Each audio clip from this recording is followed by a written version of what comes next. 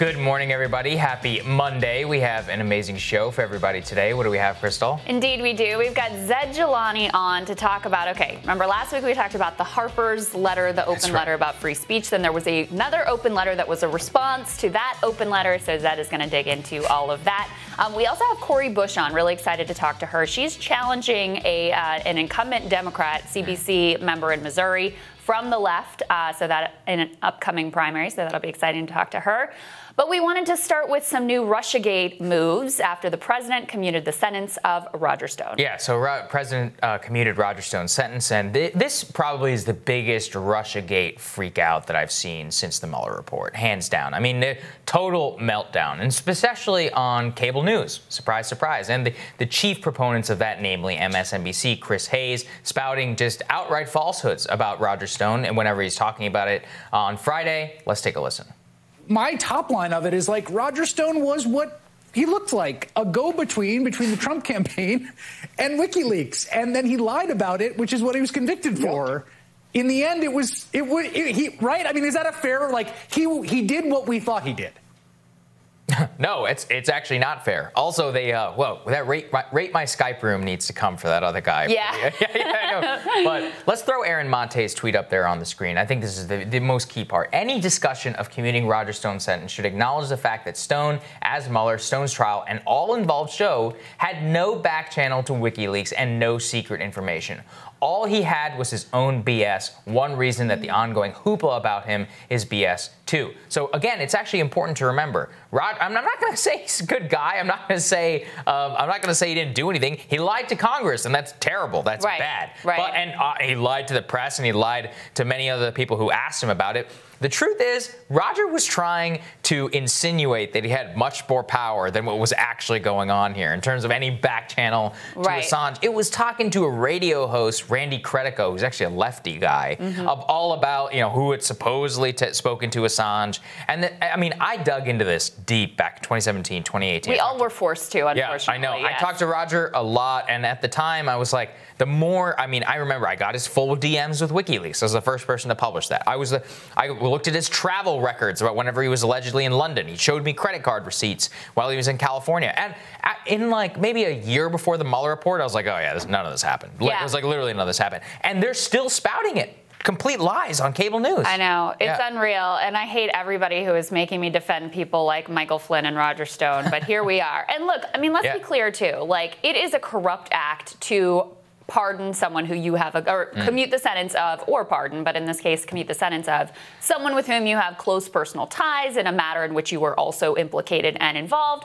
But let's also not pretend like this has never been done before. Go back and look at who Bill Clinton pardoned. His own brother, right? And big Democratic donor. And so let's not Michael Milken. Remember? Trump pardoned him. And it was That's corrupt. More outrageous. It was corrupt. Yeah, true. Yeah. It was corrupt then, too, right? And so, yes, be outraged about that corruption, but let's not pretend like this is some new, grave, existential threat to the Republic when we've been seeing these types of corrupt commutations and pardons literally since the founding of the Republic. Yeah, literally, it really is not anything new. Roger Stone is not a good guy. No. He lied to Congress. He bullied Randy Credico in his testimony to Congress as well, so obstructing the investigation. And so we're not going to pretend like he's like some hero or beacon of freedom or anything like that. But the idea that he ultimately was this go-between and he was the one who had sort of created this conspiracy and the collusion, et cetera, it's not what the Mueller report said. That was never proven. And ultimately, what this really was, as you put it, is he was self-aggrandized. He wanted to make himself appear what he is. bigger, He's a liar. And more influential than he actually looked. And so his own actions and bizarre statements made this all look like there was more than there actually was, which again reminds me of the Michael Flynn situation, yes, exactly. Where because he lied about his conversation with Ambassador Kislyak from Russia, because he did that, it made it seem like there was much more than there actually was. So I can understand why people looking at that set of facts, and I felt this way to a certain extent myself, would say, oh, there's something really going on here. But once you have the facts, you got to adjust your narrative. You can't hold on to the old story that turned out to be proven false. That's what really bothers me. I'm like, it's 2020. It's 3.5 years. Mueller report, all of this. And Chris Hayes is still saying, well, Roger Stone was the go-between between WikiLeaks. That's just outright false. You can look at the DMs that I published years ago. You can go and look at the Mueller report. You can go and look at his phone records, his credit. Like I said, everything that has come out into open says that there was never once any communication between WikiLeaks and Roger Stone. That was the signature accusation against Stone. Right. And again, even at the time, Stone tweeted something like, it's going to soon be the Podesta's time in the barrel. And everyone was like, see, he had advanced knowledge of what was going on with John Podesta. No, when he says Podesta's, he was actually talking about Tony and John Podesta, because this all goes into like some deep right conspiracies, which again, I know that most people don't really understand. Right. But I don't know absolve them of that, but when I was reporting on this, and I've watched this, I've never seen more egregious wish casting and just like outright erasure of the facts. With the WikiLeaks thing, when the DMs were published, they just ignored it. They were like, oh, it's like it didn't happen. And I'm like, but you have the full conversation. You can read it. It's right in front of you. Didn't care. And the same thing over and over again. Same with the credit card records. I mean, McClatchy had that whole report, remember, about, I can't remember, it was like Michael Cohen went to Prague. Mueller report came out. It's not true. Just completely not true. Guess what?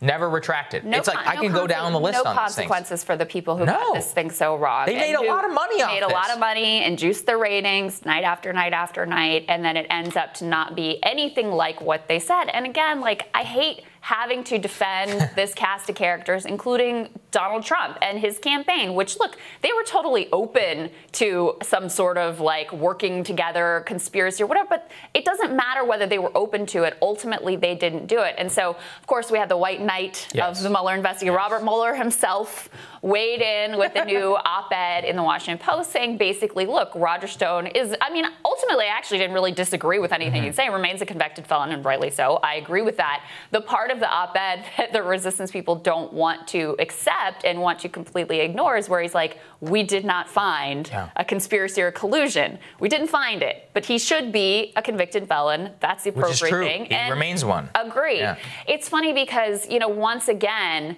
there's this desire, and there has been from the beginning of the Trump administration, for either a silver bullet or a white knight to ride in and save the republic from Donald Trump. You know, ultimately, there's going to be an election in November. It looks very much like they're going to get their wishes and he's going to be gone.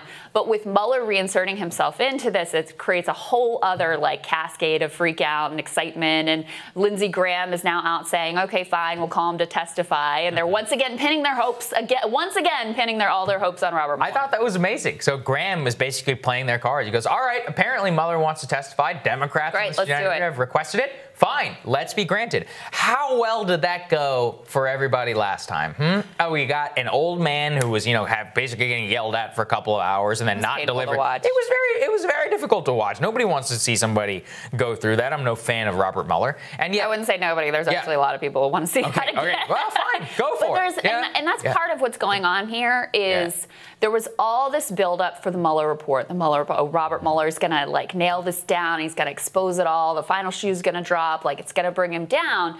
And when it didn't do that, when it didn't meet those expectations, then there was the searching for why the Mueller report didn't say what they wanted it to say. Yeah. And they couldn't accept that maybe it's because the facts were in fact different than what we expected. So then it had to be Barr, which I think Barr acted in a dishonest, disingenuous, like a very political operative type of way around this. But it had to be him, and then it had to be sort of Mueller's own failings and people like Roger Stone stonewalling the investigation and not cooperating. And look, again, I do think that it was egregious the way that he lied. It's not acceptable. Even if the investigation didn't turn out to be what people wanted it to be, he did not cooperate in the way that he should have. But so they pinned their whole notion of why the Mueller report disappointed on the fact that people like him obstructed, rather than the idea that maybe this wasn't what you thought that it was. That's why what I hate the most about this is this like punitive nature of trying to go after people for fake crimes rather than what they actually did. And I saw this with Manafort, right? Like, yeah, Paul Manafort is a criminal. He committed many felonies on FARA and all this other stuff. Right. And now he's going to jail for a long time. But I've never seen the amount of bloodthirst. And I think you said this, which is that, they don't want to throw anybody in prison except for these people. And then whenever the coronavirus stuff was happening, people were like, well, if people can go back to school, Paul Manafort can go back to prison. Same with Michael Cohen. They're like clamoring in order to throw them into jail. And I mean, these people did commit crimes. I think Michael Cohen also he perjured himself, right? That was the ultimate crime. Roger Stone, perjury. Paul Manafort, I mean, obviously he committed a litany of crimes, but it was before he even worked for Trump, for all this like weird stuff going on with Poroshenko in Ukraine. And you look at all that and you still see these resistance people that are just literally all they want is to see justice for crimes that nobody will just tell them the truth. It didn't happen. It just did not happen. It's false, outright. And the most irresponsible part of it is Chris Hayes and MSNBC and all these other people saying straight up that it's true. It's still true. And that they're setting up this narrative as if they never got punished for it. And ergo, these obstruction are just what they could get nailed on. And I think that's the most destructive part. Just say, yeah, they lied and that's why they went to prison. And we all need to grapple with the fact that this didn't happen. And look, what they want is ultimately generally happening right now. Things are not good for Donald Trump because people actually care a lot about coronavirus. Right. And that is the thing is, I'm going to talk in my radar about some new poll numbers that are once again devastating for Trump. And just like totally clear what's going on, that like his handling of the pandemic, people are not happy with it. They don't want to die, right? They want things to get back to normal, and he's totally screwed up. Like, that's the dynamic that's going on. The only thing that could save him is if he actually got his act together. Seems unlikely at this point. Or Democrats. Democrats could easily save him. And so once again, like, this didn't get you anywhere. Even if you're just like purely political operative type thinking, not morals, not the future of the republic, not like veracity and truth telling, but just like from a political operative perspective, this crap didn't work for you. It did not move the needle at all. And you spent years talking about, years blowing this thing up, years of investigating bombshells and the walls are closing and all of that. And it did not move the needle 1 inch. So anytime this stuff is in the news again and resistance people start losing their minds over it once again, it's a bad dynamic for Democrats. It's so foolish. Go ask any 2018 Democrat who won. Why do they win? The answer is always the same: healthcare. But the attempt to repeal Obamacare, the unsuccessful attempt by Republicans to repeal Obamacare in 2017. That's it. That's the whole reason the House flipped on Trump. And it was general referendum on healthcare. And all the Republicans who lost can also tell you the number one reason that people cited for not voting for them was their vote in order to repeal Obamacare. I would throw the corporate tax cuts in there as well. I think tax cuts was a mixed bag. Now it's even more unpopular. But at the time, people were like, oh, but those Boeing bonuses or whatever. But yeah, tax cuts, substantive legislation, as in people, you cannot force them to care about something that they don't care about, which is that they care a lot about their health care. They care a lot about taxes. They also care a lot about not dying in the middle of a pandemic and being able to go back to school and travel and go to a grocery store and not have to wear a mask again. That is the stuff they do. They don't care about this, but they will never stop with this madness. No, they will not. We're going to tell you what's on our radars. That's next.